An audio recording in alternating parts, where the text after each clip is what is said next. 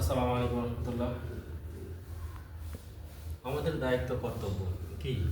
আসলে দায়িত্ব কর্তব্য তো অনেক আছে, কিন্তু মানুষের কষ্টের সময়, বিশেষ করে মানুষ যখন অসুস্থ থাকে, আমরা আমাদের পারিপার্শ্বিক বা সমাজে দেখতে পাই যে মানুষ অসুস্থ থাকলে ওই অসুস্থ মানুষকে দেখতে যাওয়ার সময় আত্মীয় স্বজনের বা পরিচিত লোকদের খুব কম হয়, কিন্তু যখন মারা যায় তখন সবাই আসে।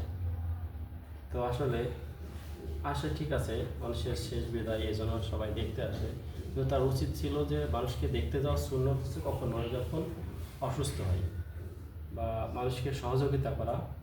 কিন্তু দেখা যায় মানুষ যখন অসুস্থ থাকে তখন আমরা কি করি, তাকে দেখতে যাই না বা তাকে আর্থিক সহযোগিতা করি না, কিন্তু মানুষ যখন মারা যায় তখন আমরা সবাই সেখানে উপস্থিত হই ওই মৃত ব্যক্তির বাড়িতে। আবার আবার কি করি, তার মৃত্যুর পরে যে অনেক সময় দেখা যায় 7 দিন বা 40 দিনে খাওয়া দাওয়ার আয়োজন করা হয়। এটা তো আসলে ইসলামে এটা কতটুকু আছে সেটা আপনারা তো ভালোই জানেন আমার থেকে, যারা অভিজ্ঞ আছেন বা বিষয়ে যাদের জ্ঞান বেশি।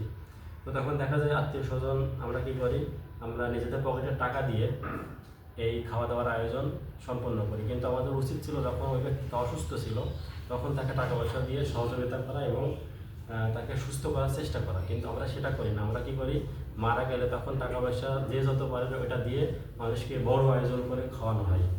এসে আসলে আমাদের কর্তব্য এটা না, আমাদের কর্তব্য ছিল হচ্ছে যখন সে অসুস্থ ছিল তাকে দেখতে দেওয়া এবং আর্থিকভাবে সহযোগিতা করা। তো আসলে আমরা তার উল্টো করি। আমাদের আসলে করা উচিত যা, সেটা আমরা জেনে সঠিক কাজটা করার চেষ্টা করব।